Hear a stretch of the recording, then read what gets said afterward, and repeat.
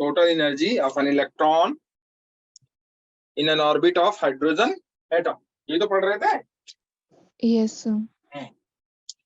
चलो, तो total energy में हम लोगों ने देखा, पहले वेलोसिटी देखा था हम लोगों ने किसी इलेक्ट्रॉन की, रिवॉल्विंग वेलोसिटी, किस वेलोसिटी से वो रिवॉल्व करता है। दूसरा हम लोगों ने देखा था क्या रेडियस होगा उसका, ठीक है, रेडियस का फार्मूला भी हम लोगों ने देख लिया था। फिर हम लोगों ने देखा कि फोर्स रेडियस क्या होता है, ठीक है, उसकी कितनी वैल्यू होती है, मतलब जो जो आपका इंटरमोस्ट ऑर्बिट होता है, inner most orbit, sorry, inner most orbit होता है, उस इनर मोस्ट ऑर्बिट का जो रेडियस होगा that will be the radius of force atom. यही तो था,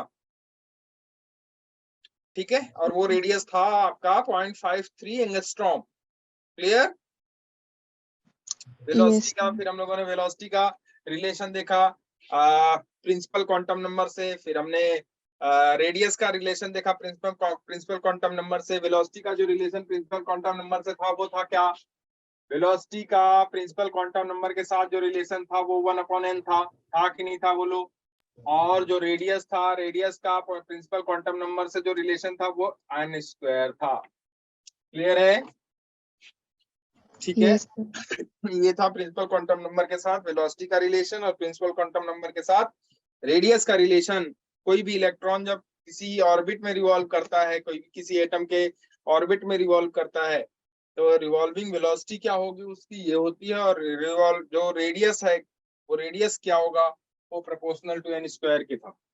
इतनी बातें हम लोगों ने कर ली, ठीक। अब हम लोगों ने आगे बात शुरू किया था टोटल एनर्जी की। इसकी बात शुरू की थी हम लोगों ने, total energy of an electron in an orbit. तो लिख लो total energy of an electron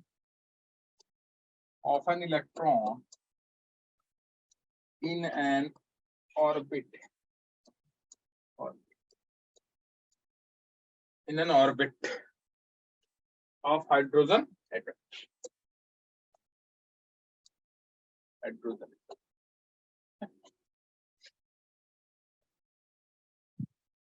इस कहानी की शुरुआत हम लोगों ने शुरू करी है, ठीक है। ये ऑर्बिट है, मान लो कोई सा हमने बना दिया, ये ऑर्बिट है। सपोज करो ये एटम है, उस एटम का ये ऑर्बिट हो गया। ये उसका न्यूक्लियस भी बना देता हूं मैं छोटा सा, चलो, ये उसका न्यूक्लियस हो गया, ये उसका न्यूक्लियस हो गया भाई। This is the nucleus of that electron, that atom, ठीक है। न्यूक्लियस के बाद इसको हमने नाम दे दिया nucleus, this is the nucleus. ये है उसका रेडियस, ये है उसका रेडियस, ये है रेडियस, ठीक है। ये इलेक्ट्रॉन है, मान लो ये इलेक्ट्रॉन है, और वो इलेक्ट्रॉन v वेलोसिटी से रिवॉल्व कर रहा है, vn velocity, electron e minus. और ये जो न्यूक्लियस है इसमें पॉजिटिव चार्ज होगा, क्योंकि ये हाइड्रोजन एटम है, तो एक पॉजिटिव एक निगेटिव, एक पॉजिटिव इलेक्ट्रॉन और एक पॉजिटिव इलेक्ट्रॉन हो गया, इलेक्ट्रॉन पे जो चार्ज है, और एक निगेटिव इलेक्ट्रॉन जो ऑर्बिट में मूव कर रहा है उसका चार्ज। इन दोनों के बीच अगर डिस्टेंस देखी जाए तो डिस्टेंस को हम लोगों ने rn माना था, ठीक है। This is the rn distance of the या radius of the orbit, radius of the orbit, ठीक है। उसमें ये इलेक्ट्रॉन मूव कर रहा है v वेलोसिटी। तो जब ये v वेलोसिटी से इसका मास भी कुछ होगा, मास ऑफ इलेक्ट्रॉन मान लेते हैं me है, या m की मास ऑफ इलेक्ट्रॉन हमने मान लिया कि m is the mass of electron. अब मास, ये इलेक्ट्रॉन रिवॉल्व कर रहा है तो इसके पास टोटल एनर्जी होगी, हम लोगों ने लिखा था टोटल एनर्जी। और वो टोटल एनर्जी कितनी होगी भाई, टोटल एनर्जी हम लोगों ने लिखा था, देखो बच्चे, total energy is equal to कितनी होगी टोटल एनर्जी, बताओ कौन कौन सी एनर्जी इसके पास है। एक तो ये रिवॉल्व कर रहा है, दूसरा इस इलेक्ट्रॉन के साथ इलेक्ट्रॉन, एक चार्ज के साथ दूसरा चार्ज किसी डिस्टेंस पे रखा हुआ है तो उसके पास पोटेंशियल होता है, उसके पास वेलोसिटी, उसके पास पोटेंशियल होता है, उसके पास और क्या होता है, पोटेंशियल एनर्जी होती है कि नहीं बोलो। Yes sir. ठीक है, तो दो एनर्जी यहाँ पे, एक तो उसके पास पोटेंशियल एनर्जी है, दूसरी उसके पास काइनेटिक एनर्जी है। क्या यहाँ एनर्जी कंजर्वेशन लगा सकते हो अगर मान लो जरूरत पड़े कभी, तो क्या ऐसी सिचुएशन में एनर्जी कंजर्वेशन लगा सकते हो? बिल्कुल लगा सकते हो। क्यों? क्योंकि यहाँ कैसा फोर्स है बताओ, कंजर्वेटिव कि नॉन कंजर्वेटिव? ये सब सोचना पड़ता है बच्चे। देखो ये सब सोचोगे तभी आप आगे के क्वेश्चंस, जो भी मान लो जो डिफरेंट टाइप के क्वेश्चंस आपसे पूछते रहते हैं, तो वहां अगर कोई चीज आपको निकालनी है तो एनर्जी कंजर्वेशन क्या अप्लाई कर सकते हैं कि नहीं कर सकते हैं, क्या मोमेंटम अप्लाई कर सकते हैं, क्या कंजर्वेशन ऑफ मोमेंटम अप्लाई कर सकते हैं कि नहीं कर सकते हैं, ये आपको सोचना पड़ता है। ये कोई बार बार आपको बताता नहीं है। क्या हम लोग एनर्जी कंजर्वेशन अप्लाई कर सकते हैं मान लो जरूरत पड़े तो? सर कर सकते हैं। क्यों? क्योंकि यहाँ जो फोर्स लग रहा है दोनों के बीच वो कैसा फोर्स है? Conservative. Electrostatic force is also, electrostatic force को हम लोग कौन सा फोर्स मानते हैं या कहते हैं? बोलो, ये सब याद होना चाहिए आपको। इलेक्ट्रोस्टैटिक फोर्स एक कंजर्वेटिव फोर्स है। कौन सा फोर्स है? Conservative, conservative. ठीक है। और ग्रेविटेशनल फोर्स कंजर्वेटिव, कंजर्वेटिव। चलो, तो खैर यहाँ तो एनर्जी जो जो हो गई वो कौन कौन सी एनर्जी है? काइनेटिक एनर्जी है, और दूसरा कौन सी एनर्जी है इसके पास? पोटेंशियल एनर्जी है। काइनेटिक एनर्जी nth पे और पोटेंशियल एनर्जी nth पे। तो काइनेटिक एनर्जी बोलो कितनी है इनके बीच? हाफ m vn स्क्वायर है कि नहीं बोलो? बिल्कुल है। पोटेंशियल एनर्जी मैंने बताया था आपको, प्लस कितनी है पोटेंशियल एनर्जी बोलो? एक इलेक्ट्रॉन पे charge divided by 4 pi epsilon naught into दूसरे इलेक्ट्रॉन का charge minus E divided by R N. मैंने यही बोला था आपको कि पोटेंशियल एनर्जी किस पे डिपेंड करता है? जैसे पोटेंशियल डिपेंड करता है किस पे? चार्ज की पोलैरिटी पे। चार्ज क्या पोटेंशियल चार्ज की पोलैरिटी पे डिपेंड करता है कि नहीं करता है? पोटेंशियल। Yes sir. यस, ऐसे ही पोटेंशियल एनर्जी भी किस पे डिपेंड करती है? चार्ज की पोलैरिटी पे। क्या चार्ज पॉजिटिव है, नेगेटिव है, क्या है, उसकी पोलैरिटी पे पोटेंशियल एनर्जी डिपेंड करती है। पोटेंशियल एनर्जी दोनों के चार्ज पे, दोनों के चार्ज का साइन लेके, जैसे जब जब हम लोग क्या करते हैं, जैसे मान लो आपको दे दो थोड़ा थोड़ा, मैं आपको वो भी रिकॉल कराते हुए चलता हूँ जो आप पीछे एकदम इलेक्ट्रोस्टैटिक में पढ़ चुके हो। जैसे मान लो एक पॉजिटिव चार्ज Qn है, दूसरा पॉजिटिव चार्ज Q2 है। इन दोनों के बीच डिस्टेंस मान लो r है, तो आप कहते हो कि इन दोनों के बीच जो कूलम्ब फोर्स ऑफ अट्रैक्शन होगा, ये सॉरी रिपल्सन होगा, वो कितना होगा? वो होगा 1/4 पाई epsilon not Q1 Q2 upon r square. यही तो कहते हो, बताओ। इसके अलावा कुछ कहते हो? यही कहते हो ना? अगर इस चार्ज की जगह एक निगेटिव चार्ज हो जाए, यहाँ एक निगेटिव चार्ज हो जाए बच्चे, मान लो इस पॉजिटिव चार्ज की जगह हमने एक निगेटिव चार्ज रख दिया, अब फोर्स दोनों के बीच कितना होगा? अब दोनों के बीच फोर्स कितना होगा बोलो? उतना ही होगा, बस तब भी अट्रैक्शन इतना ही होगा। होगा। लेकिन अब यहाँ जो फोर्स का नेचर होगा वो अट्रैक्शन का होगा कि रिपल्सन का होगा? अट्रैक्शन। अट्रैक्शन का होगा। अब यहाँ नेचर फोर्स का अट्रैक्शन का हो गया, पहले क्या था? रिपल्सन का था। लेकिन फोर्स की वैल्यू दोनों की सेम है। अब यहाँ फोर्स अट्रैक्ट करने वाला होगा, इससे पहले वाले में रिपेल करने वाला होगा। तो वहां आप डायरेक्शन दिखा रहे थे। क्यों? क्योंकि फोर्स एक वेक्टर क्वांटिटी है। तो वहां आप उसका क्या बता रहे थे? सॉरी, यहां आप क्या बता रहे हो? इसका डायरेक्शन। तो डायरेक्शन अगर आप बताओगे तब आपको साइन की जरूरत नहीं पड़ेगी। लेकिन अगर आप डायरेक्शन नहीं बताओगे तो साइन की जरूरत पड़ेगी। नहीं आई बात समझ में? तो डायरेक्शन हम कहां नहीं बताएंगे? जहां एनर्जी होगी, जहां जो वो चीज जिसका हमको वेक्टर से कोई मतलब नहीं है। जैसे पोटेंशियल एनर्जी, पोटेंशियल एनर्जी का वेक्टर से मतलब है? No sir. पोटेंशियल का? No sir. इलेक्ट्रिक फील्ड का? है। तो वहां हम निगेटिव साइन या पॉजिटिव साइन नहीं रखते हैं कि रखते हैं? नहीं रखते हैं। नहीं रखते हैं। यहां रखते हैं, पोटेंशियल में भी रखते हैं। मेरी बात समझ में आ रही है मैं क्या कह रहा हूं? Yes sir. यस। ये चीजें होती हैं बच्चे। तो यहाँ साइन की जरूरत नहीं पड़ती है, लेकिन यहाँ पड़ेगी। क्यों पड़ेगी? क्योंकि यहाँ एक पॉजिटिव चार्ज है और दूसरा एक नेगेटिव चार्ज है, और ये जो क्वांटिटी है ये एक स्केलर क्वांटिटी है। तो कोई भी जो स्केलर क्वांटिटी होगी उसकी स्केलर क्वांटिटी, अगर हम जो है चार्ज, दो चार्जेस की बात कर रहे हैं, तो कोई भी अगर स्केलर क्वांटिटी होगी तो इस स्केलर क्वांटिटी में हम चार्ज का साइन रखेंगे ही रखेंगे, चाहे हम पोटेंशियल निकाल रहे हो या फिर पोटेंशियल एनर्जी निकाल रहे हो। तो अब लोग, हम लोग यहाँ पोटेंशियल एनर्जी निकाल रहे हैं, इसलिए इस चार्ज का साइन क्या है, पॉजिटिव, और इस चार्ज का क्या है, नेगेटिव। दोनों के बीच जो पोटेंशियल एनर्जी होगी वो कितनी होगी, वो होगी इतनी, एक चार्ज E अपॉन 4πε0 इंटू दूसरा वाला charge minus E upon R। ठीक, इसी पे हम लोग छोड़े थे। अब आगे चलते हैं। अब देखो, तो इसका मास हो गया हाफ mv(n²), मतलब इसका और ये कितना हो गया, देखो भाई, -E² अपॉन 4πε0 R।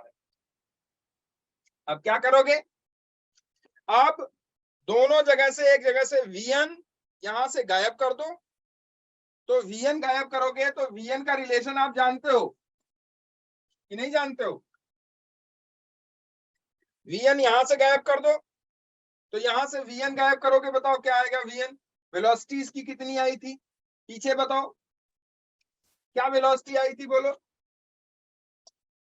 इलेक्ट्रॉन की, बोलो बच्चे, Vn की वैल्यू याद है क्या आपको, बोलो भाई, क्या mvn की वैल्यू याद है आपको, देखो इधर, एंगुलर मोमेंटम होगा कि नहीं, यहां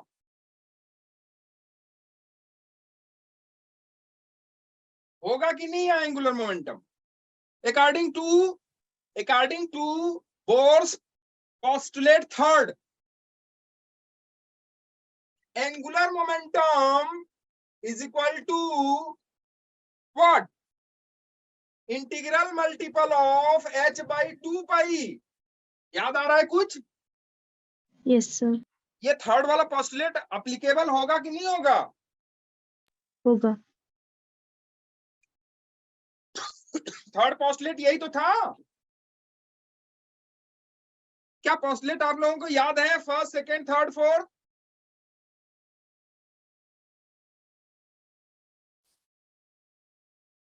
कोई नहीं। तो mvn देखो यहाँ क्या हो जाएगा, mvn इज इक्वल टू, आप लिख सकते हो nh अपॉन 2πrn, लिख सकते हो कि नहीं, बोलो, स्क्वायर कर दो, या इधर इधर स्क्वायर करके आप यहाँ मास से मल्टीप्लाई कर दो दोनों तरफ या सॉरी, मास से मल्टीप्लाई कर रहा हूं मैं, इसका स्क्वायर कर दो, तो ये हो जाएगा m² vn² होगा, या हाँ ठीक है, तो ये हो जाएगा n² h² अपॉन 2πrn² होगा, क्लियर है, बोलो भाई। तो यहां से अगर हम mvn² निकालें तो ये हो जाएगा हमारा n² h² upon 2πrn² into mass, चलेगा क्या, सर 2π का भी तो स्क्वायर होगा ना। हाँ 2π का स्क्वायर हो जाएगा, तो ये हो जाएगा 4π², सही है, कोई दिक्कत नहीं है, तो ये हो जाएगा 4π², ठीक है, 4π। तो mvn का स्क्वायर की जगह हम लोग इसको चेंज करना चाहते हैं, इसको चेंज करके हम लोग इस फॉर्म में लेके आए, तो ये हो जाएगा n² h² upon 4π² rn² m, चलेगा या नहीं चलेगा, बोलो भाई, चलेगा ना, तो लिख लो इसको, कितना हो जाएगा, देखो देखो कितना हो जाएगा, लेकिन यहां हम लोगों का E² अपॉन 4πε0 rn है, यहां हम लोगों का चेंज हो जा रहा है, यहां हम लोगों का हो जा रहा है n² h² upon 4π² rn² into m। चलो फिर भी देखते हैं, रख लेते हैं वहां पे, तो ये हो जाएगा 1/8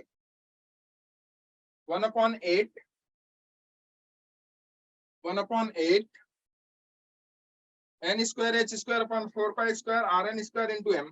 चलो तो ये हो जाएगा हमारा 1/2 into n square h square upon 4 pi square rn square into m। यही तो होगा,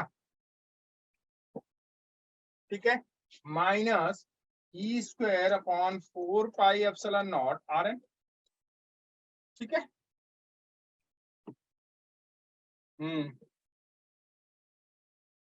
ठीक है, ओके। क्या हम लोग rn की वैल्यू को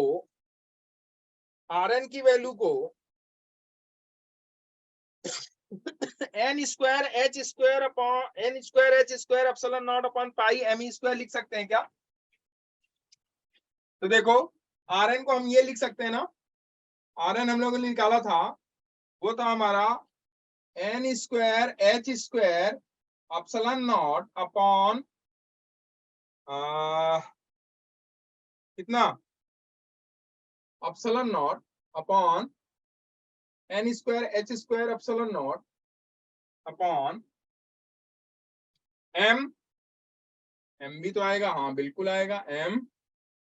और क्या आएगा भाई, और क्या आएगा, बोलो बोलो बोलो, 2 पाई या पाई लिखा था आप लोगों ने, नहीं लिखा था? Sir h square epsilon not upon m square n pi. Square h square epsilon not upon pi m square, यही तो यस सर। rn की वैल्यू।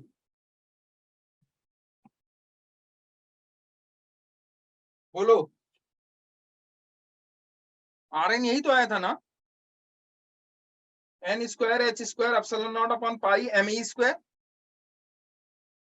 यस अगर सर। n की वैल्यू हम लोगों ने 1 रख दिया था तो यहाँ किसके लिए हो गया था, इनर मोस्ट ऑर्बिट के लिए है, यस सर। ठीक। तो हम यहाँ से एक rn डिलीट कर रहे हैं, मतलब डिलीट कर रहे हैं इन द सेंस कि रिप्लेस कर रहे हैं, किससे, इससे। दोनों क्यों नहीं, rn स्क्वायर क्यों नहीं, क्योंकि यहाँ पे एक 1/rn है, तो हम एक 1/rn रखेंगे और दूसरा rn डिलीट करेंगे, डिलीट इन द सेंस उससे रिप्लेस करेंगे। तो उससे हम रिप्लेस कर रहे हैं, ध्यान से देखो। तो ये हो जाएगा आपका n square h square upon 8 pi square rn into m into एक rn को हम इससे डिलीट कर रहे हैं, मतलब रिप्लेस कर रहे हैं। तो ये हो जाएगा n square h square epsilon not divided by pi m square minus e square divided by 4 pi epsilon not rn। n square h square n square h square मार दिया, इस m को ये m ने मार दिया, इस पाई को इस पाई ने मार दिया, ये ई स्क्वायर ऊपर पहुंच गया, एप्सिलॉन नॉट नीचे आ गया। तो देखो क्या बचा, e square upon 8 pi epsilon not rn। चलेगा, minus e square upon 4 pi epsilon not rn। This is total energy. देख लेना ये सही है नहीं है, देखो सही है, एक बार देख लो बच्चों, सही है।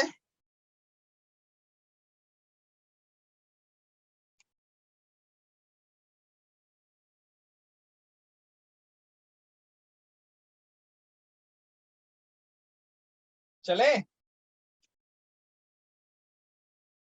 बोलो भाई, सही है तो आगे चलें। इसे हम लिख सकते हैं, टोटल एनर्जी को देखो क्या लिख सकते हैं, total energy is equal to minus of E square upon 8 pi epsilon not rn। लिख सकते हैं कि नहीं, बोलो पहले, लिख सकते हैं?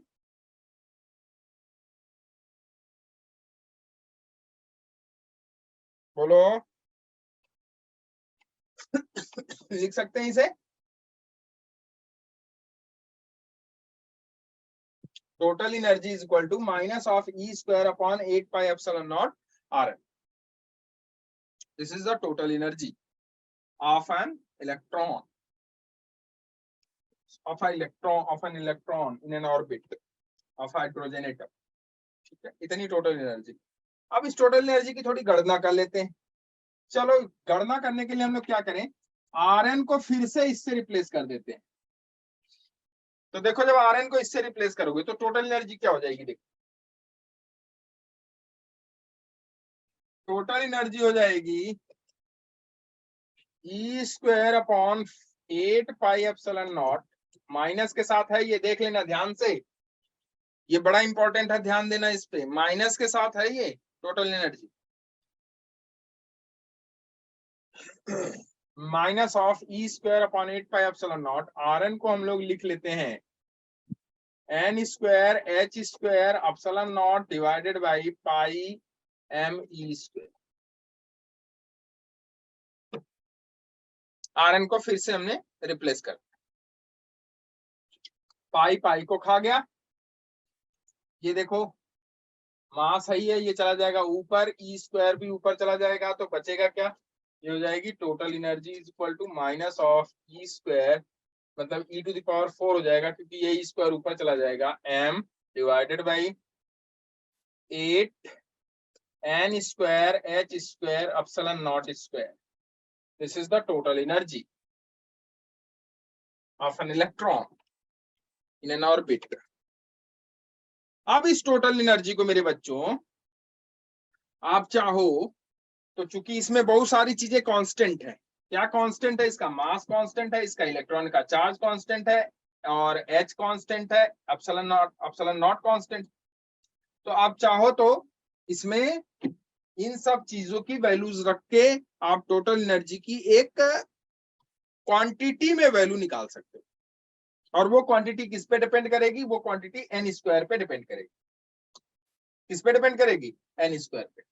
तो अब अगर हम टोटल एनर्जी को देखें, यहाँ से इन सब की वैल्यूज रख के अगर हम टोटल एनर्जी निकालें, मास ऑफ इलेक्ट्रॉन आपको पता ही है, चार्ज ऑफ इलेक्ट्रॉन आपको पता ही है, n आपको नहीं पता है, h आपको पता है, एप्सिलॉन नॉट आपको पता है, इन सब की वैल्यूज रख लो, और इन सब की वैल्यूज रख के आप जो टोटल एनर्जी है अगर उसे निकालोगे तो टोटल एनर्जी देखो हम लिखते हैं, total energy is equal to, सबकी वैल्यूज रख लो, m की वैल्यू कितनी हो जाएगी, अगले वाले टेबल पे चला, अगले वाले उस पे चलते हैं, तो m की वैल्यू कितनी हो जाएगी, देखो इधर टोटल एनर्जी लिख लेते हैं पहले, यहाँ पे टोटल एनर्जी हो जाएगी minus of n square, sorry n square तो ऊपर होगा नहीं, m e to the power 4 divided by 8 n square h square epsilon naught का स्क्वायर। इन सब की वैल्यूज में मास ऑफ इलेक्ट्रॉन रख लो, इलेक्ट्रॉन का चार्ज रख लो, और h की वैल्यू रख लो, एप्सिलॉन नॉट की वैल्यू रख लो, तो देखो क्या आ जाएगा, माइनस ऑफ m की वैल्यू है 9.1 into 10 to the power minus 31, ये मास ऑफ इलेक्ट्रॉन हो गया, charge of electron 1.6 into 10 to the power minus 19 का whole to the power 4 divided by 8 n square, h की वैल्यू है 6.63 into 10 to the power minus 34, ये h की value हो गई, और इसका स्क्वायर भी करना है आपको, और एप्सिलॉन नॉट आप पता है 8.854 into 10 to the power minus 12, इसका भी स्क्वायर आपको करना है। तो ये सब स्क्वायर करके और सारी वैल्यूज रख के जब मास of electron, sorry total energy of electron निकालोगे, तो टोटल एनर्जी ऑफ इलेक्ट्रॉन आता है कैलकुलेशन से minus 13.6 upon n square electron volt. This is the total energy of a electron in an orbit of hydrogen atom. ठीक है भाई, बोलो, Yes, हो sir. जाएगा ये, क्या ये डाटा याद रहेगा, सॉरी ये याद रहेगा आपको, minus 13.6 upon n square electron volt, this is the total energy of an electron in an orbit of hydrogen atom, this is the total energy. क्या ये याद रहेगा आपको, याद रहेगा ना, Yes, sir. यस, आप इसे लिख लो, इसे ही लिख लो, बाकी ये सब लिखने की जरूरत नहीं है, कहाँ से आया कैसे आया वो तो मैंने आपको बताया, बाकी यही आपके लिए इंपॉर्टेंट है। -13.6 upon n square electron volt. ठीक है, कर वो भी लो आप। हो सकता है कि भाई उसने कह दे कि ये इलेक्ट्रॉन है इसमें रिवॉल्व कर रहा है, भाई हो सकता है बेसिक से ही पूछना चाह रहा वो आपसे, तो वो भी जरूरी है, आप उसे कर लो। ठीक है, उसे आप लिख लो। ठीक, क्लियर है?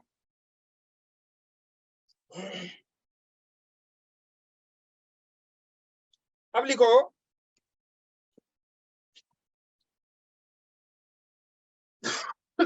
एक चीज लिख लो, लिखो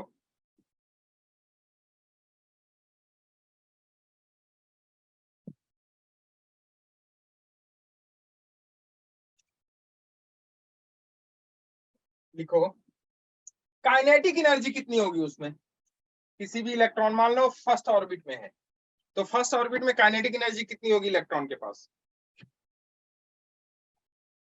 लिखो kinetic energy of an electron in ground state. Ground state, ground state मतलब n की वैल्यू 1, फर्स्ट स्टेट समझ लो, ग्राउंड स्टेट कहते हैं उसको।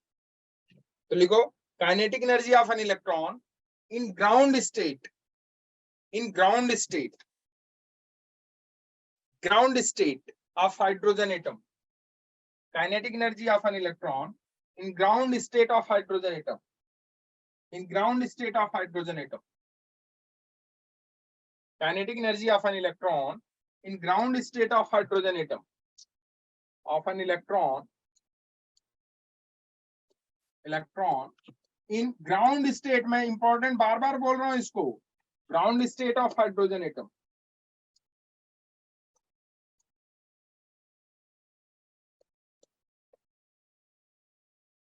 Ground state of hydrogen atom कितनी होगी बताओ, कितनी होगी बच्चे बताओ? क्या काइनेटिक एनर्जी यही है, half M V N square? Clear है? इसको हम लोगों ने रिप्लेस करा था, ध्यान से समझना इसको रिप्लेस करने का तरीका, और रिप्लेस करके आपने क्या लिखा था इसको देखो, काइनेटिक एनर्जी को रिप्लेस करके आपने यही लिखा था, देखो आपने ये लिखा था काइनेटिक एनर्जी को रिप्लेस करके, ध्यान से देखो, अगर मैं आर एन की वैल्यू को ऐसे ही रख के, या हाँ आर एन की वैल्यू को ऐसे ही रख के अगर मैं देखूं तो ये है काइनेटिक एनर्जी, है कि नहीं बोलो? E square upon 8 pi epsilon not r n, और ये है पोटेंशियल एनर्जी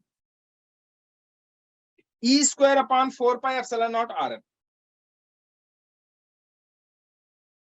तो जो काइनेटिक एनर्जी है क्या पोटेंशियल एनर्जी से कम है कि नहीं है? काइनेटिक एनर्जी पोटेंशियल एनर्जी से कम है या नहीं है?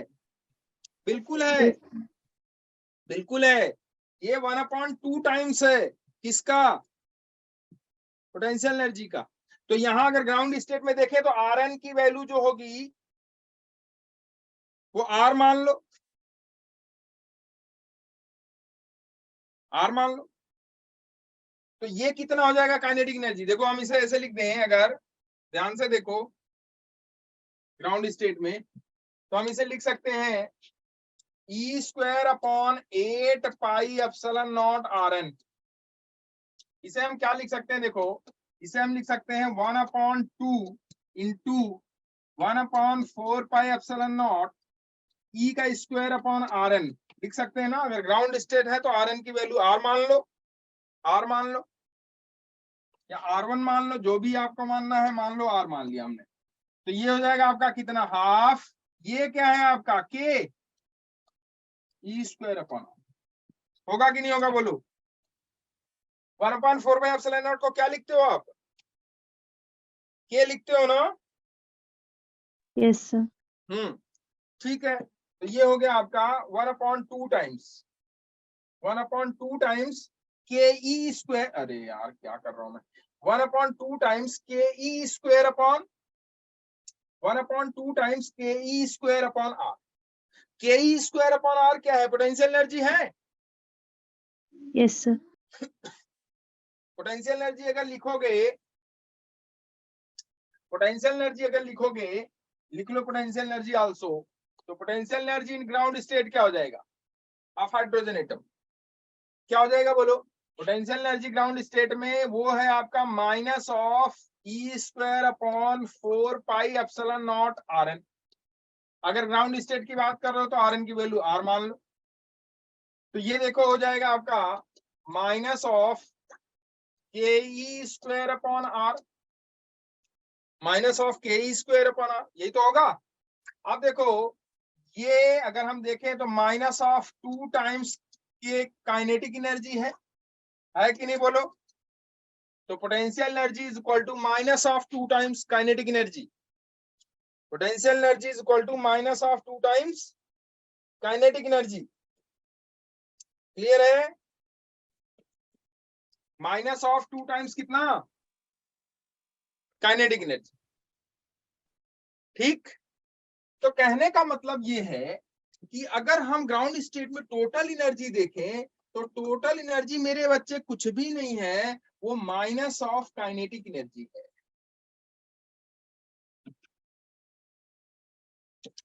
इस चीज को ध्यान से पढ़ना, मैं फिर से बता रहा हूं आपको, क्योंकि कभी कभी क्वेश्चन में ऐसा दे देते हैं आपको काइनेटिक एनर्जी वो दे दी है और आप वेलोसिटी ढूंढने लगोगे, रेडियस ढूंढने लगोगे और बहुत सारी चीजें ढूंढने लगोगे कि पोटेंशियल एनर्जी हम कहां से निकालें। कुछ नहीं करना है, टोटल एनर्जी मान लो वो टोटल एनर्जी दे दी है आपसे और पोटेंशियल एनर्जी पूछ रहे हैं, निकाल लोगे कि नहीं निकालोगे ये बताओ। Yes sir. टोटल एनर्जी दे दी है, काइनेटिक एनर्जी पूछ रहे हैं, निकाल लोगे कि नहीं निकाल लोगे। तो total energy is equal to minus of kinetic energy और potential energy is equal to minus of 2 times of kinetic energy, काम खत्म। नहीं आई बात समझ सर आ गई। पक्का ना। Yes sir. यस, और ये टोटल एनर्जी का एक फॉर्मूला है। किसी भी स्टेट में अगर किसी भी स्टेट की बात करें, ground state, first state, second state की बात करें, तो टोटल एनर्जी का जो फॉर्मूला है वो है -13.6/n² इलेक्ट्रॉन वोल्ट। बड़ा इंपॉर्टेंट फॉर्मूला ये भी है, ये भी है और ये relation,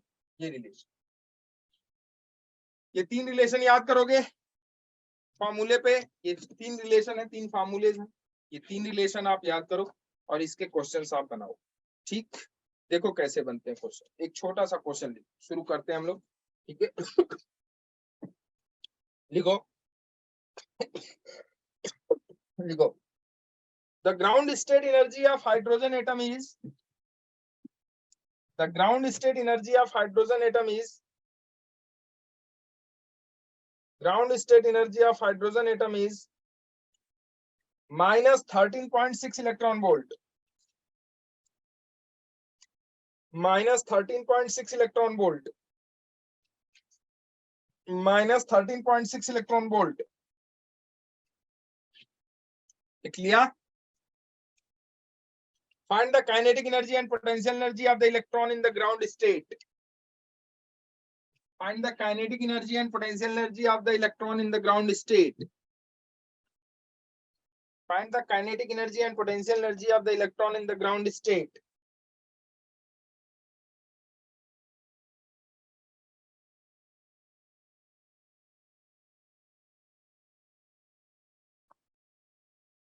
Find the potential energy and kinetic energy of the electron in the ground state. देखो आ गया क्वेश्चन, छोटा सा। टोटल एनर्जी दे दिया है एग्जांपल में, टोटल एनर्जी दे दिया है, कितना है, वो है आपका -13.6 इलेक्ट्रॉन वोल्ट ग्राउंड स्टेट पे। उसी ग्राउंड स्टेट पे आपसे पोटेंशियल एनर्जी पूछ रहा है, उसी ग्राउंड स्टेट पे आप काइनेटिक एनर्जी।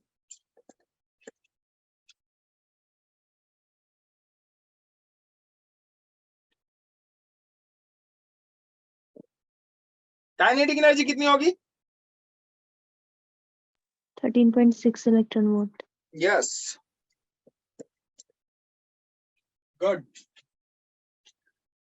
क्योंकि total energy is equal to minus of kinetic energy, ये बात दिमाग में आप बिठा लेना एकदम से। नहीं ऑप्शन आपको मिलेगा, फिर मार के टिक चले आओगे और हमारा कोई उसमें रोल नहीं होगा। किसी भी इलेक्ट्रॉन का टोटल एनर्जी ग्राउंड स्टेट पे हाइड्रोजन एटम में कितना होगा, वो होता है माइनस ऑफ काइनेटिक एनर्जी। होता है ना। तो टोटल एनर्जी आपको दिया है -13.6 इलेक्ट्रॉन वोल्ट, वो बराबर हो जाएगा किसके, माइनस ऑफ काइनेटिक एनर्जी के। तो how much will be the kinetic energy, 13.6 electron volt. अच्छा, यहाँ टोटल एनर्जी निगेटिव साइन में है, फार्मूले में भी देखो निगेटिव साइन में। What negative sign shows here, what negative sign shows here, negative sign यहाँ क्या शो कर रहा है, क्या कर रहा है, what negative sign is showing here, क्या शो कर रहा है यहाँ पे, लिख लो इस बात को। निगेटिव साइन शो कर रहा है दोनों के बीच अट्रैक्शन है, लिखो इस बात को,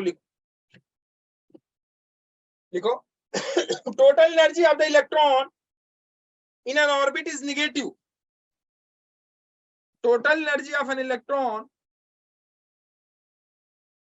total energy of the electron in an orbit is negative. Negative sign या negative energy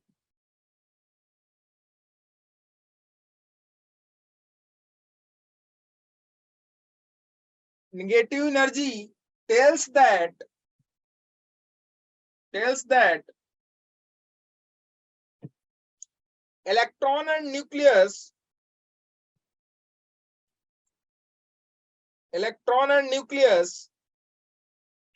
finally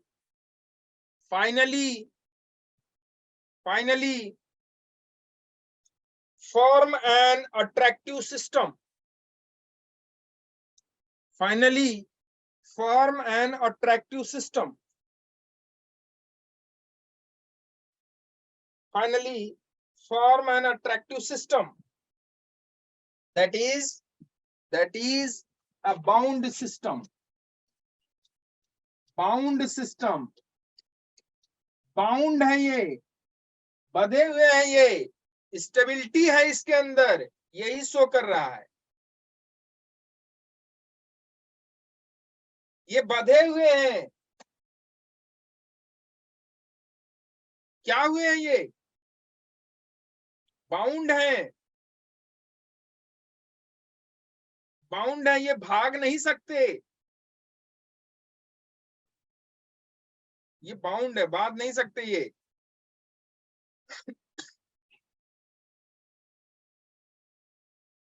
क्या ये शो कर, नेगेटिव साइन शोज या नेगेटिव एनर्जी शोज, क्या शो कर रहा है नेगेटिव एनर्जी, ये दोनों एक दूसरे से क्या हैं, बंधे हुए, ठीक है, क्लियर है। अब देखो इस फार्मूले में, इस क्वेश्चन में हम लोगों ने काइनेटिक एनर्जी निकाल लिया, कितना, -13.6 इलेक्ट्रॉन वोल्ट। पोटेंशियल एनर्जी बोलो, 27.2। पोटेंशियल एनर्जी हो जाएगी -2 टाइम्स ऑफ काइनेटिक एनर्जी, यही तो, यस सर। तो माइनस के साथ होगा ना, -2 times of 13.6 electron volt, that is -27.2 electron volt. This will be the potential energy, this will be the potential energy, clear है। Yes sir. आगे चलो, अब लिखो अगला टॉपिक, इसी में लिखो कौन सा, 3 हो गया, वेलोसिटी हो गया, रेडियस हो गया और टोटल एनर्जी हो गया। अब लिखो फ्रीक्वेंसी, लिखो frequency, frequency, frequency of an electron, frequency of an electron, electron in nth orbit of hydrogen atom, in nth orbit of hydrogen atom, hydrogen atom,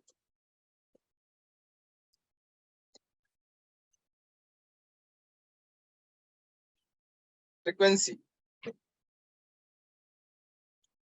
velocity जानते हो आप लोग? क्या वेलोसिटी जानते हो तो फ्रीक्वेंसी निकाल सकते हो कि नहीं, बताओ पहले। क्या कर रहा है वो? रिवॉल्व ही तो कर रहा है। तो रिवॉल्व अगर कोई कर रहा है तो उसके पास एंगुलर वेलोसिटी होगी, तभी तो रिवॉल्व करेगा वो। बोलो यार। तो लीनियर वेलोसिटी और एंगुलर वेलोसिटी में रिलेशन आप जानते हो, यही तो होता है। नहीं जानते? बोलो। v is equal to R omega जानते हो या नहीं जानते हो? जानते हैं। क्लियर। तो यही तो है, v is equal to R omega. तो ये हो जाएगा आर एन इंटू ओमेगा की value 2 pi nu N. Nu is what here? Nu is what? Frequency. Nu is what?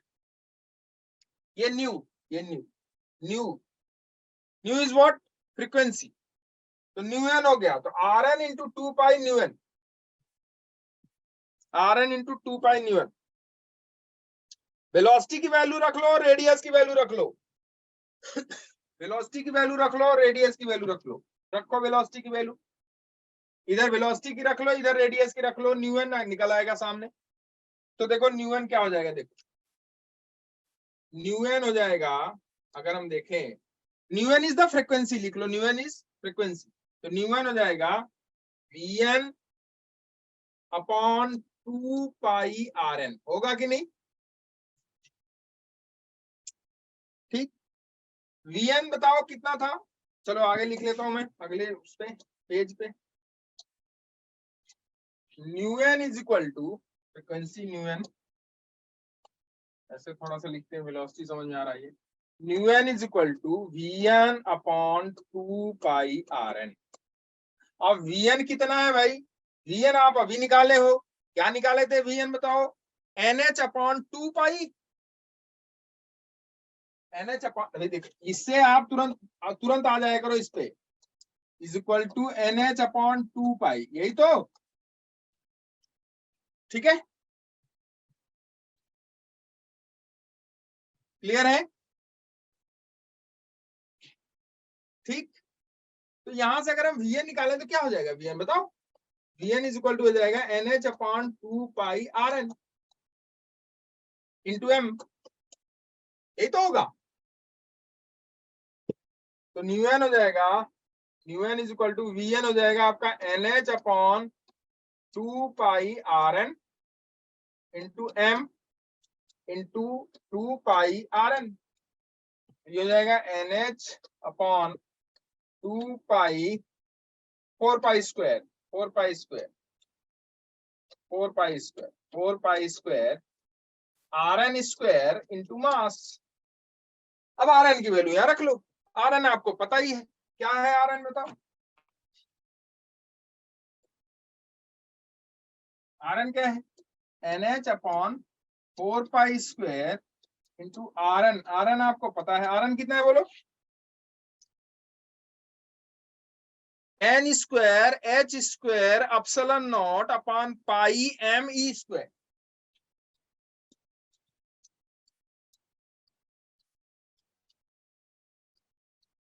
का होल स्क्वायर, ये तो होगा।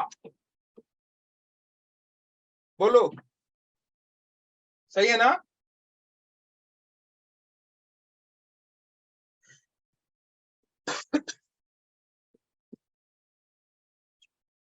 सबको तोड़ो फोड़ो, देखो इधर, सबको तोड़ो फोड़ोगे, इधर देखो पाई इस पाई स्क्वायर को खा जाएगा, क्योंकि यहाँ स्क्वायर है, यहाँ स्क्वायर, यहाँ स्क्वायर है और यहाँ भी स्क्वायर है, तो इसको मार दिया। और क्या किसको मारेगा? एक एम खत्म हो जाएगा इससे, एक एम से ना। ठीक है, एक एम चला जाएगा ऊपर, अभी इसको नहीं खत्म करते हैं।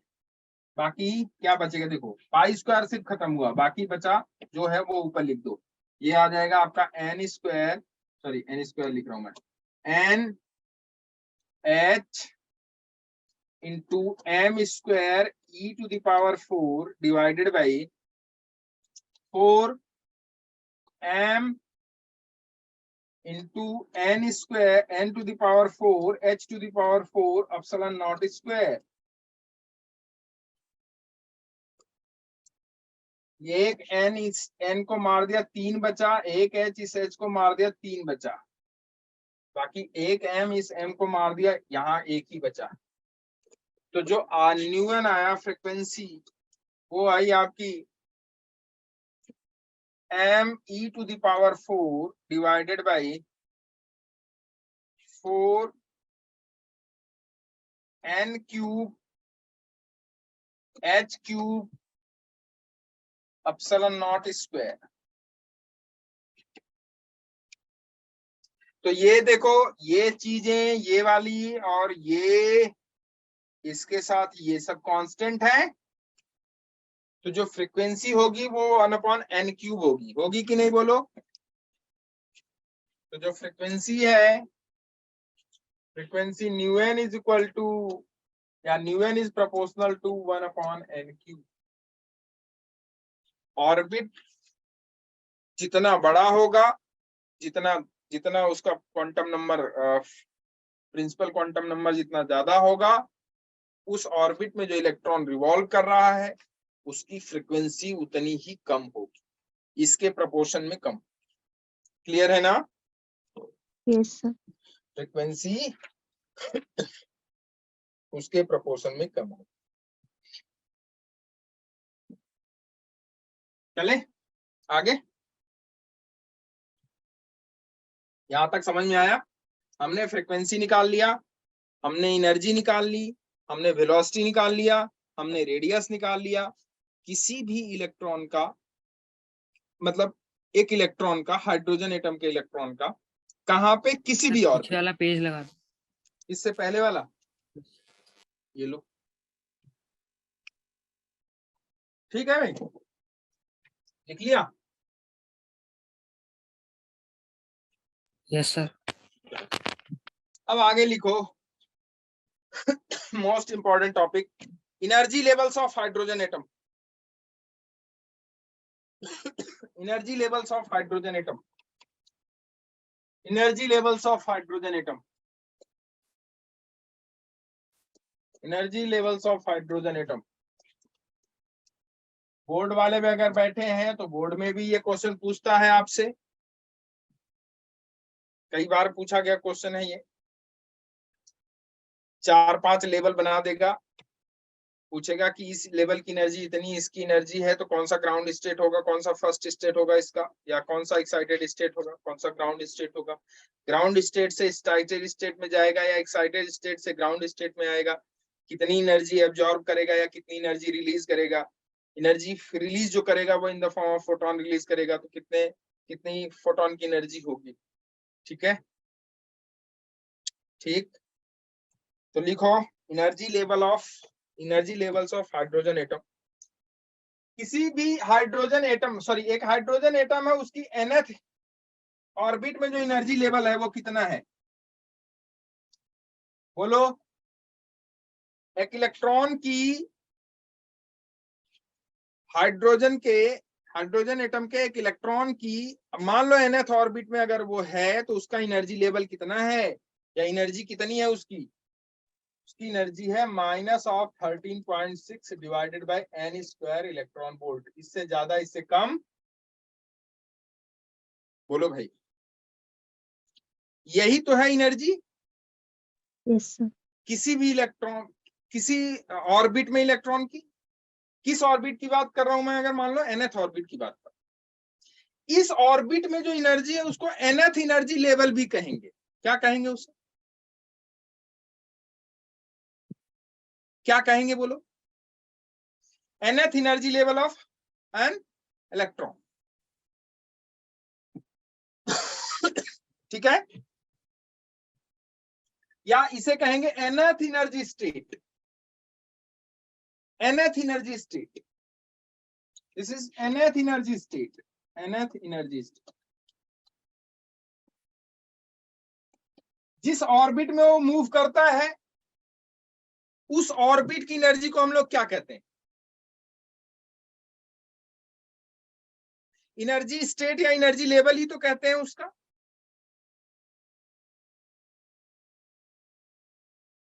आप लोग ना जब गोल हो जाते हो तब मुझे थोड़ा सा शॉकिंग लगता है, आप लोग गोल हो जाते हो। पोस्टुलेट 4 मैंने कहा था आपसे याद करने को, 4 इसके और 4 उसके बोर्स के और 2 उसका ड्रॉबैक। कितने हो गए टोटल? 10। बोलो यार, रदरफोर्ड के कितने? 4। Yes, sir. उसके ड्रॉबैक 6। 4 पोस्टुलेट किसके? बोर्स के। टोटल कितने? 10। ये जो मैं बोला भी कि nth एनर्जी स्टेट है, ये कौन सा पोस्टुलेट है उसका?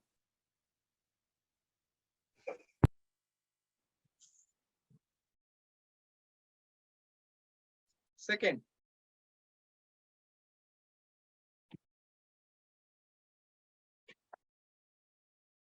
उसको एनर्जी स्टेट ही तो कहते हैं। ग्राउंड स्टेट हो गया, फर्स्ट स्टेट हो गया,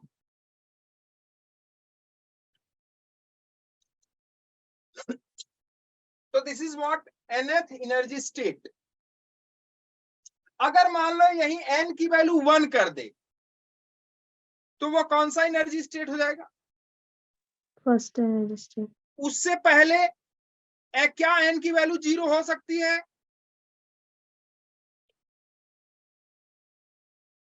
No, sir. तो जो n की वैल्यू अगर 1 है, n की वैल्यू 1 से ही स्टार्ट होगी, 0 नहीं हो सकती। तो n की वैल्यू अगर 1 है तो जो एनर्जी स्टेट होगा उसे हम लोग ग्राउंड स्टेट कहते हैं। क्या कहते हैं उसे? Ground state. क्या कहते हैं उसे? Ground state. Ground state. उसके बाद का जो स्टेट होगा उसे हम लोग एक्साइटेड स्टेट कहते हैं। क्या कहते हैं उसे? Excited state.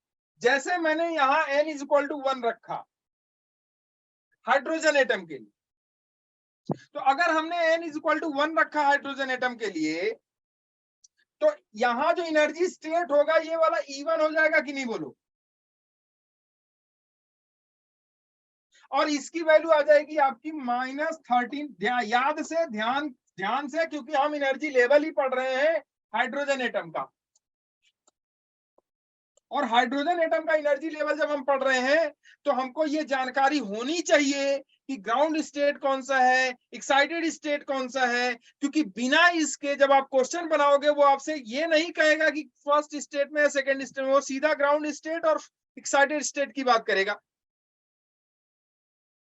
और कई बच्चों को तो एनर्जी स्टेट ये याद भी करा दिया जाता है, क्योंकि वहां आप जो है इसका कैलकुलेशन करने जाओगे, n की वैल्यू रख के टाइम लगेगा उसमें, तो बच्चा क्या करता है, उसे याद कर लेता है स्टेट को।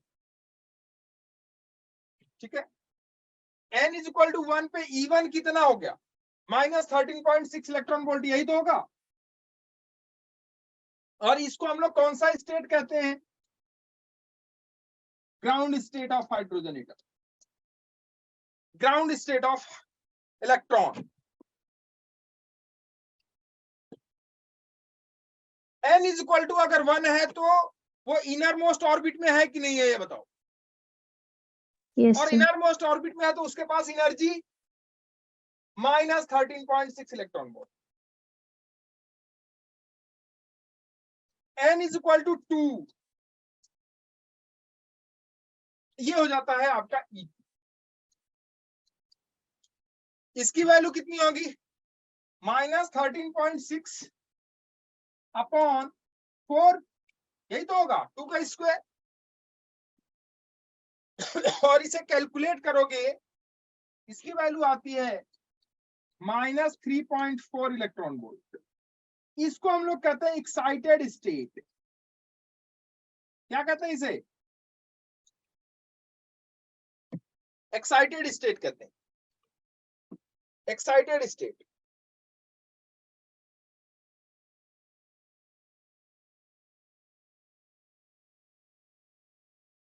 एक्साइटेड स्टेट कहते हैं।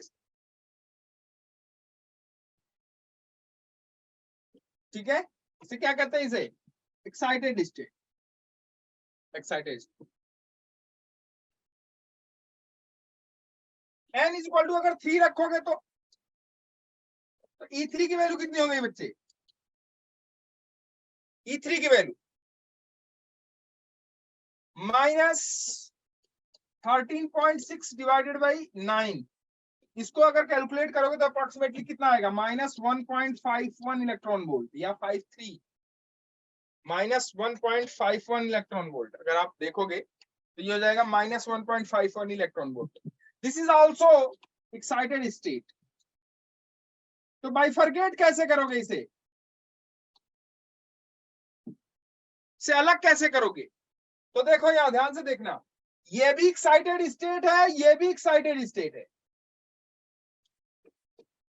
ये भी एक्साइटेड स्टेट है। n इक्वल टू 2 पे, n इक्वल टू 3 पे भी एक्साइटेड स्टेट है हाइड्रोजन एटम का।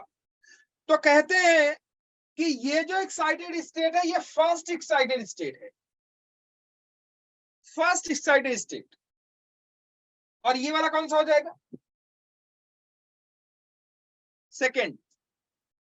नहीं आई बात समझ में? ये क्या है? Ground state. ये क्या है? ये वाला एक्साइटेड स्टेट है, ये भी एक्साइटेड स्टेट है। मैं इसलिए बार बार इंफेसाइज कर रहा हूं इस पे, क्योंकि ऐसे ही न्यूमेरिकल में वो देते हैं आपको। घबराना मत या गड़बड़ाना मत, गड़बड़ मत कर देना वहां पे। स्टेट में ही गड़बड़ हो जाता है जनरली। तो ये हो गया n इक्वल टू 2 पे जो स्टेट है वो होता है एक्साइटेड स्टेट, उसको हम लोग कहते हैं first excited state. n is equal to 3 पे second excited state. n is equal to 1 पे ground state. Ground first second होता है ना? अरे फ्लोर होता है, घर घर पे फ्लोर होता है, ग्राउंड फ्लोर हो गया, ये फर्स्ट फ्लोर हो गया, ये सेकेंड फ्लोर हो गया, ऐसे कहते हो ना आप? Yes, sir. तो this is what n is equal to 1 is what? Ground ground state. Floor. n is equal to 2 is what? First floor. n is equal to 3 is what? Second floor. तो ये हो गया आपका first excited state, this is second excited state. n is equal to 3 is, n is equal to 4 is third excited state, like that. होगा कि नहीं होगा ये बताओ? और ये एक्साइटेड स्टेट कहां तक पहुंच जाएगा? जहां तक आप n की वैल्यू रखना चाहो। n की वैल्यू 1 से शुरू होकर कहां तक जा सकती है? इनफाइनाइट तक जा सकती है। नहीं आई बात समझ? क्लियर है? बोलो भाई। Yes, तो sir. अब देखो एनर्जी लेवल डायग्राम बना देते हैं। लिखो एनर्जी लेवल डायग्राम कैसे बनाते हैं। देखो ये हो गया आपका, ये हो गया आपका ग्राउंड स्टेट, ये हो गया आपका एक्साइटेड स्टेट, ये भी एक्साइटेड स्टेट, ये भी एक्साइटेड स्टेट, और ऐसे ऐसे ऐसे ऐसे खींचते खींचते n is equal to infinity का। ये हो गया n इज इक्वल टू 1, ये हो गया n इज इक्वल टू 2, ये हो गया n इज इक्वल टू 3, ये हो गया n इज इक्वल टू 4, और ऐसे ऐसे n is equal to infinity. इधर दे दो आप एनर्जी, एनर्जी ऐसे एनर्जी। तो एनर्जी देखो इधर हो जाएगी, एनर्जी इधर होगी, एनर्जी। ठीक है, इधर हो गया n is equal to 1 2 3 4 like that. n is equal to अगर आप 1 रख रहे हो, एनर्जी 1 की क्या हो जाएगी बोलो? -13.6 इलेक्ट्रॉन वोल्ट होगी कि नहीं? ये हो गई एनर्जी फर्स्ट की। 2 पे एनर्जी बोलो -3.4, 3 पे बोलो -1.51, अरे यही तो। 4 पे बोलो 0.85. -0.85 electron volt. n is equal to 5 अगर हो गया तो 6 हो गया तो 7, क्या ऐसे आप कैलकुलेट तो हो ही जाएगा आपसे। ठीक है, ये सारा जो है इसको आप लिख लो, this is excited state, excited state. ठीक है, these all are the excited state for hydrogen atom. These all are the excited state for hydrogen atom. ठीक है, excited state है.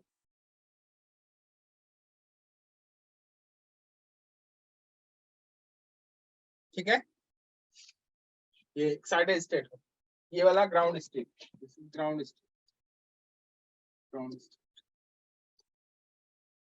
Ground state. इसको आप लोग कहते हो first excited state. This is first excited state. First excited.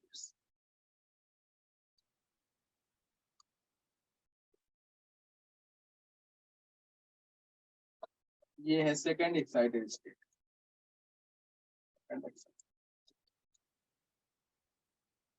ठीक है, ये सेकंड एक्साइटेड स्टेट ऐसे, फर्स्ट सेकंड थर्ड फोर्थ ऐसे.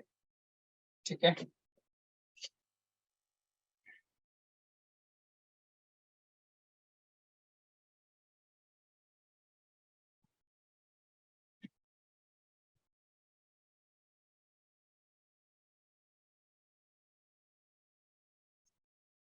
क्लियर है.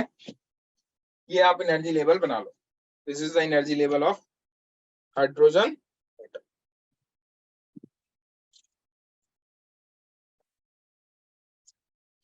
This is the energy level of hydrogen atom. ठीक है भाई, बोलो. Energy level of hydrogen. This is the energy level of hydrogen. बना लिया इसको, हाइड्रोजन एटम का एनर्जी लेवल Yes, sir.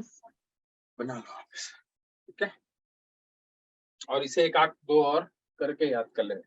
जितना ज्यादा ये ऊपर बढ़ता जाएगा उतना, ये देखो, ये इसके बीच का जो डिफरेंस है, ये जो डिफरेंस है, ये डिफरेंस धीरे धीरे देखो और कम होता जाएगा. हो रहा है क्या ये?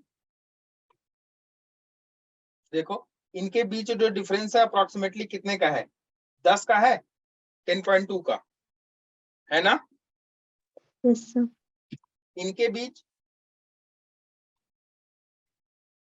फर्स्ट और सेकंड एक्साइटेड स्टेट के बीच अप्रोक्सीमेटली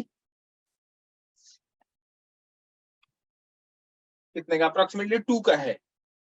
तो 10 से सीधा डिफरेंस 2 का हो गया. फिर इन दोनों के बीच देखो तो वो भी अप्रोक्सीमेटली कितने का है? 0.85 का हो गया ना, 0.8 का या 0.75. देखो 0.75 का, मतलब 2 से 0.75 हो गया. और ऊपर जाओगे और कम होगा, और ऊपर जाओगे और कम होगा. तो जैसे जैसे आप ऊपर बढ़ते जाओगे, इनके बीच एनर्जी का जो गैप होगा, एनर्जी का जो डिफरेंस होगा, वो बहुत कम होता जाता है. एनर्जी डिफरेंस विल डिक्रीज जब हम ऊपर की तरफ बढ़ते हैं. मतलब जब हम ग्राउंड स्टेट से या जो है इनर मोस्ट ऑर्बिट से, जब first orbit, second orbit, third orbit, fourth orbit की बात करते हैं, तो एनर्जी का जो डिफरेंस है दो स्टेट के बीच में, वो कम होता, जो दो सक्सेसिव स्टेट के बीच में एनर्जी का डिफरेंस कम होता जाता है. ठीक है, एनर्जी का डिफरेंस कम होता जाता है दो सक्सेसिव के बीच में. अच्छा, मान लो अगर हीलियम एटम है, क्या है? हीलियम एटम, उसका एनर्जी लेवल बनाओ. देखो तो, energy level of helium atom, energy level of helium atom, energy level of helium atom, उसका एनर्जी लेवल बताओ. एनर्जी लेवल हीलियम एटम बना सकते हो? बोलो भाई, बना सकते हो? नहीं?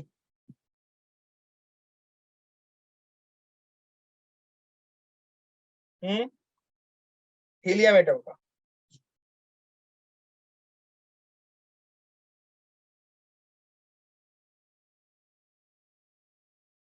सर हीलियम पॉजिटिव का? Helium positive.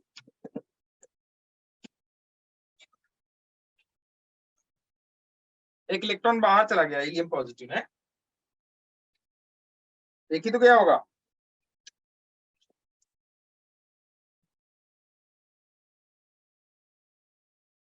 कैसे बनाओगे?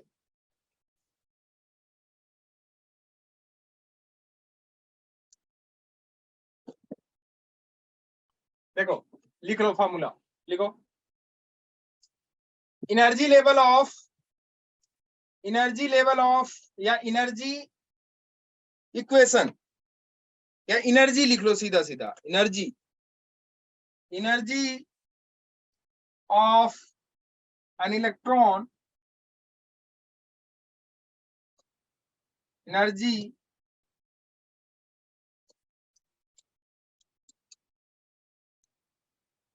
of an electron in hydrogen like atom, hydrogen like atom,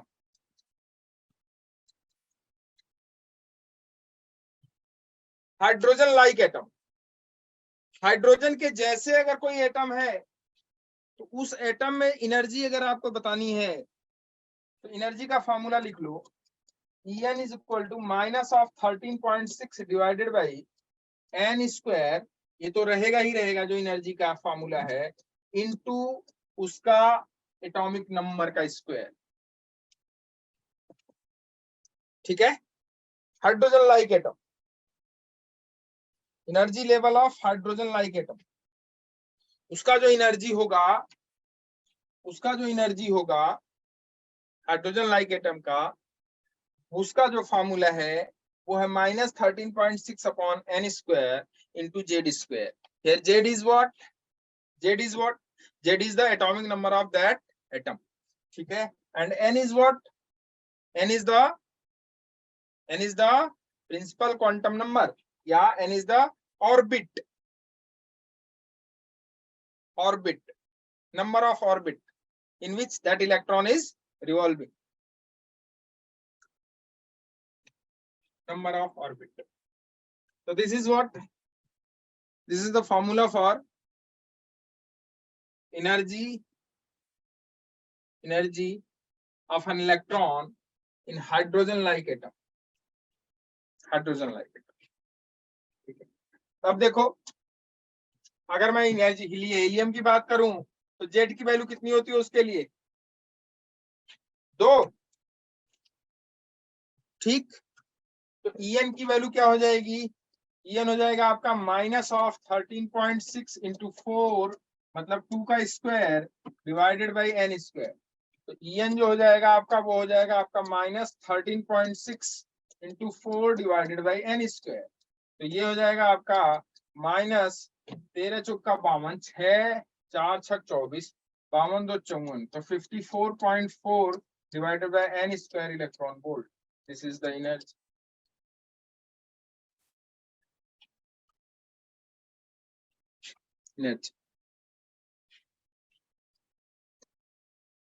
This is the energy of an electron in hydrogen like atom. ठीक है, चलेगा क्या? ठीक है भाई, this is the energy of an electron in hydrogen like. तो अब n की वैल्यू 1 रख लो। ग्राउंड स्टेट की बात हो गई कि नहीं? n की वैल्यू 2 रख लो, first state, second state, third state, fourth state, तो उसका एनर्जी निकाल लो और उसका डायग्राम बना लो, तो एनर्जी लेवल डायग्राम हो गया। ठीक है, देखो अगर ग्राउंड स्टेट की बात करें हम, E की वैल्यू 1 रख लो, सॉरी n की वैल्यू 1 रख लो। अगर n 1 रखोगे तो ये क्या हो जाएगा? Minus 54.4 electron volt. n की वैल्यू 1 हो गई तो हीलियम के।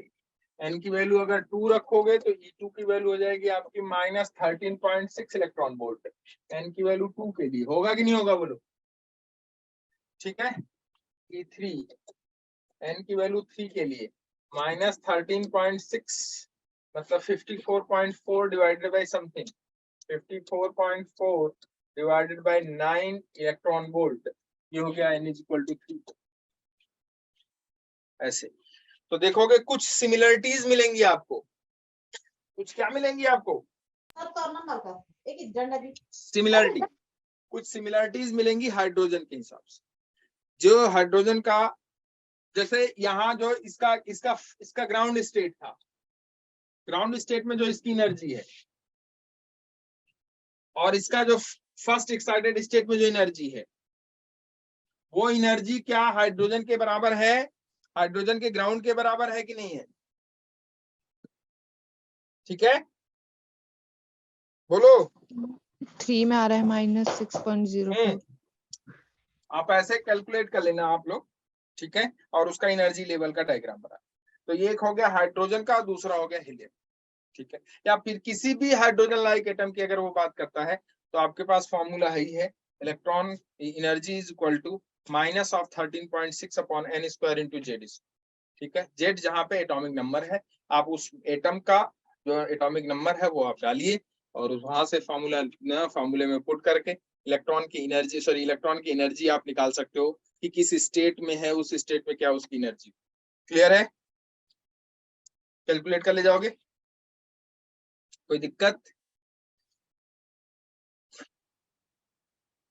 बोलो भाई, कोई दिक्कत है? नहीं ना, आराम से चल रहा है ना? बोलो यार, बोल रहे नहीं हो तुम लोग? अरे आराम से चल रहा है ना भाई? Yes sir. चलो एक छोटा सा न्यूमेरिकल बना लो, बोर हो रहे होगे मुझे लग रहा है पढ़ते पढ़ते, तो एक छोटा सा न्यूमेरिकल बनाओ, जल्दी से बनाओ तो मैं दे देता हूँ आप लोगों को।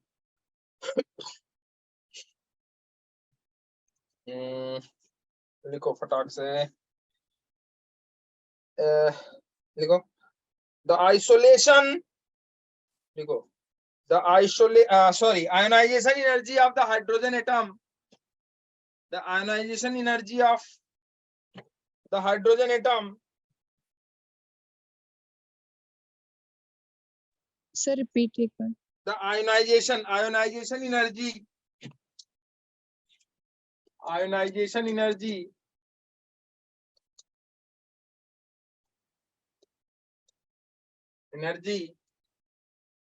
of the hydrogen atom is given to be 13.6 electron volt.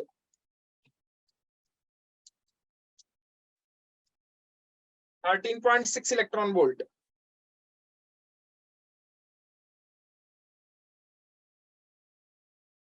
A photon falls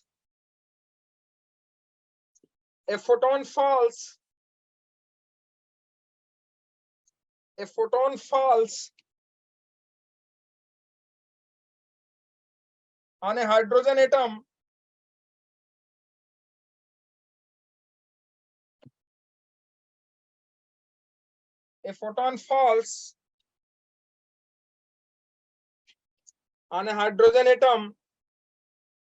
which is initially in the ground state,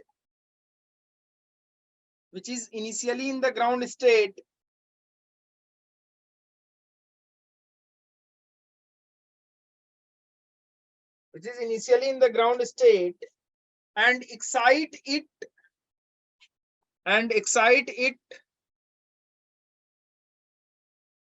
to the third excited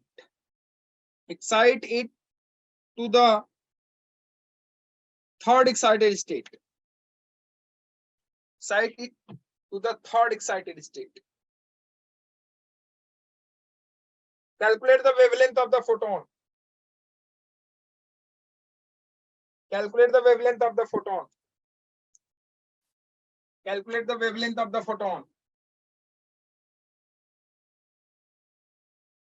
Calculate the wavelength of the photon. H की value given है 4.14 into 10 to the power minus 15 electron volt. 4.14 into 10 to the power minus 15 electron volt second. And velocity of light is 3 into 10 to the power 8 meter per second. ये तो आप जानते ही हैं, know it very well ना। क्या क्या दिया है क्वेश्चन को ध्यान से पढ़ो, क्या क्या दिया है क्वेश्चन को ध्यान से पढ़ो। बोलो भाई, क्या क्या दिया है आप लोगों को?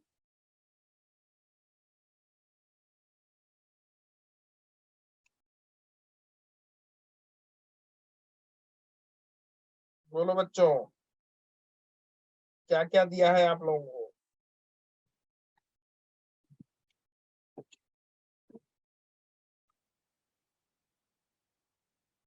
कौन कौन से स्टेट की बात कर रहा है ये?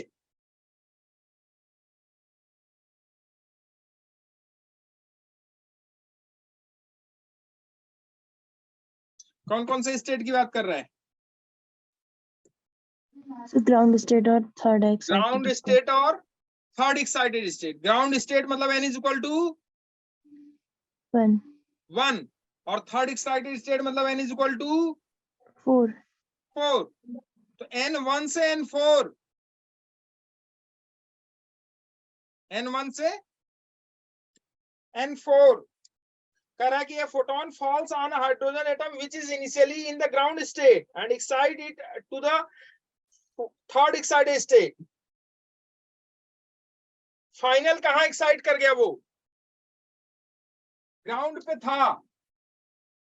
हाइड्रोजन क्या फॉल्स हुआ उसके ऊपर? हाइड्रोजन एटम के ऊपर क्या फॉल हुआ? फोटोन। देखो ध्यान से, क्वेश्चन समझना। एमएनआर में पूछे, एमएनआर एक होता था पहले, बहुत पहले हम लोग जब पढ़ते थे, अभी वो सब रीजनल इंजीनियरिंग स्टेट हो गए हैं।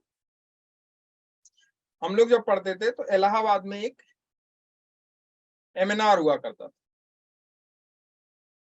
मोतीलाल नेहरू एमएलएनआर करके था, Motilal Nehru regional engineering college था वो। उसका क्वेश्चन बड़ा अच्छा होता था। आईआईटी के बाद यूपी में वो उसका जो है ना बड़ा बड़ा मान्यता था उसका। अभी वो उसमें आ गया है, क्या कहते हैं, AIEEE के थ्रू उसका एडमिशन होता है। ठीक है, उसे बहुत अच्छा मानते थे उस समय कि यार चलो अच्छा आईआईटी में सिलेक्शन नहीं हुआ तो ठीक है, हम लोग एमएनआर की तैयारी करते हैं ना। तो मुझे एक क्वेश्चन दिख गया इसलिए मैंने बोल दिया आपको। ठीक है, मेरे पास जो प्रोस्पेक्टस सॉरी जो इसका बुकलेट पड़ा हुआ उसी में देखा मैंने ये क्वेश्चन था, इसलिए मैंने आपको बोल दिया। क्वेश्चन कहीं पे पूछा उससे मतलब नहीं है, मतलब ये है कि आपको क्या कंसेप्ट पता है, आना चाहिए उसका कंसेप्ट। ठीक है, तो मैं सिर्फ कंसेप्ट आपको बता रहा हूँ कि क्या वो कह रहे हैं। 97491.56 बच्चे 97491.56 9 से एंगस्ट्रॉम में बोलो, 974 एंगस्ट्रॉम। Yes sir. गुड। तो देखो सही है। तो देखो ये हो गया न्यूक्लियस। मैं बता रहा हूं क्वेश्चन ऐसे ही बनाना है आपको हमेशा। कौन से स्टेट की बात कर रहा है वो? कितने बनाओगे प्रिंसिपल, कितने आप ये बनाओगे, स्टेट बनाओगे? ये हो गया ग्राउंड, ये फर्स्ट, ये सेकेंड। किसकी बात कर रहा है वो? थर्ड की। ये बन गया। ठीक है, अब ग्राउंड पे देखो, यहां पे इलेक्ट्रॉन है, उसे कह रहा है ये इलेक्ट्रॉन को यहां तक ले आना है। मतलब फाइनल कहां पहुंच गए हम? ये कौन सा हो गया? n इज इक्वल टू 1, ये n इज इक्वल टू 2, ये n इज इक्वल टू 3 और ये वाला n is equal to 4। n is equal to 4 ही तो होगा third excited state. Yes sir. इसको कहां से कहां लेके आना है? ग्राउंड से 4 पे। फाइनल तक। ये हो गया 4 तक और ये हो गया आपका फर्स्ट। तो यहां से इसे यहां तक लेके आना है।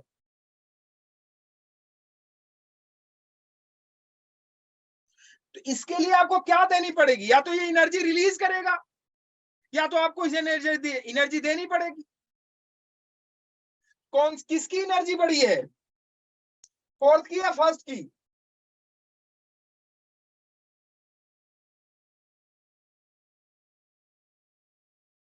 फर्स्ट स्टेट की एनर्जी बोलो, हाइड्रोजन का -13.6 इलेक्ट्रॉन वोल्ट, यही तो होता है।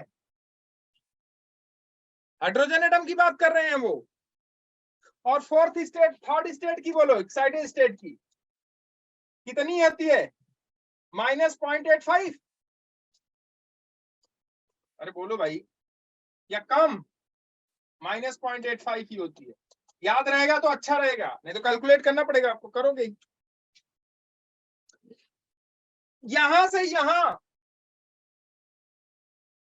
मतलब आपको ही क्या, देखो ये कह रहे हैं सीधा सीधा, a photon falls on the hydrogen atom, photon गिरता है इसके ऊपर, ये मैं गिरा रहा हूं फोटोन को, देखो ऐसे, ये आया फोटोन, ये ऐसे ऐसे ऐसे ऐसे इसके ऊपर गिरा, फोटोन आएगा तो कितनी एनर्जी आएगी उसके साथ, कितनी energy, H new. H new. तो उतनी एनर्जी ये दे दे कि ये यहां से यहां पहुंच जाए, एक्साइटेड स्टेट तक पहुंच जाए।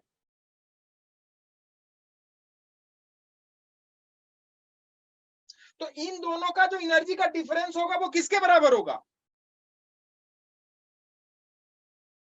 एच न्यू के। यही तो फोर्थ पोस्टुलेट है। तो h nu is equal to क्या हो गया भाई, E4 माइनस E1। फाइनल आपका 4 है, इनिशियल आपका 1 है। ऐसा वो कह रहे हैं कि ग्राउंड स्टेट से आपको कहां पहुंचाना है, third excited state. Third excited state मतलब फाइनल हो गया फोर्थ, इनिशियल हो गया फर्स्ट। तो आप जो फार्मूला लिखोगे वो लिखोगे h nu is equal to e final minus e initial. क्या यही फोर्थ पोस्टुलेट है कि नहीं है, अरे है ना। कोई भी इलेक्ट्रॉन एक स्टेट से दूसरे स्टेट में जाता है तो वो एनर्जी रिलीज करता है in the form of photon.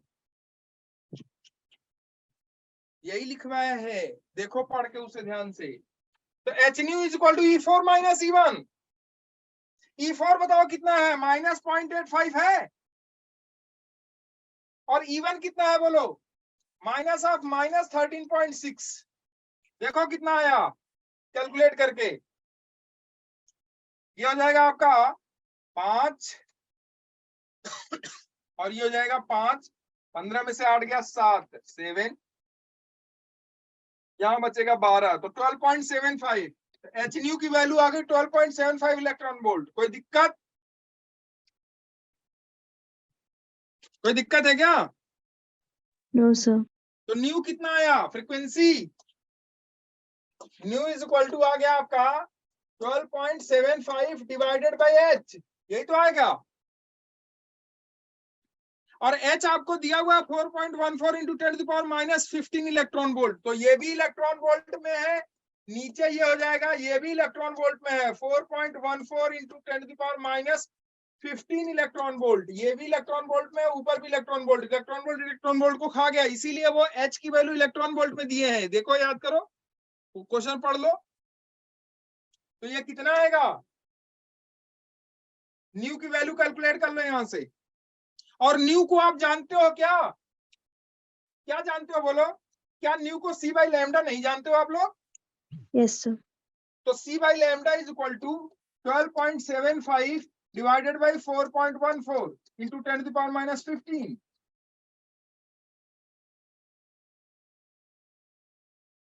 नहीं आया, तो क्या लैम्डा की वैल्यू नहीं निकल जाएगी,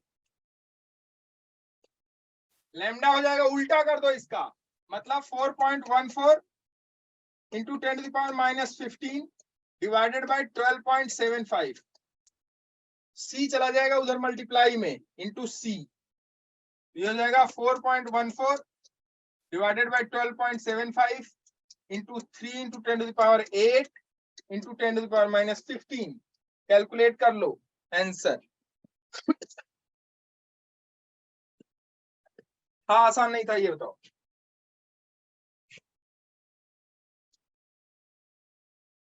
था आसान की नहीं, लैम्डा की वैल्यू कैलकुलेट, यही तो वेवलेंथ पूछ रहे हैं वो आपसे। Calculate the wavelength of photon, कि वो फोटोन जो निकलेगा या वो फोटोन जो गिरेगा उसके ऊपर उसकी क्या वेवलेंथ है।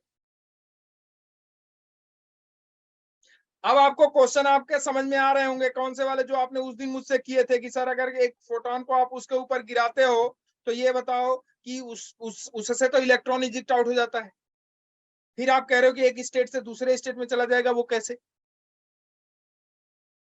मेरी बात समझ में आ रही है। Yes sir.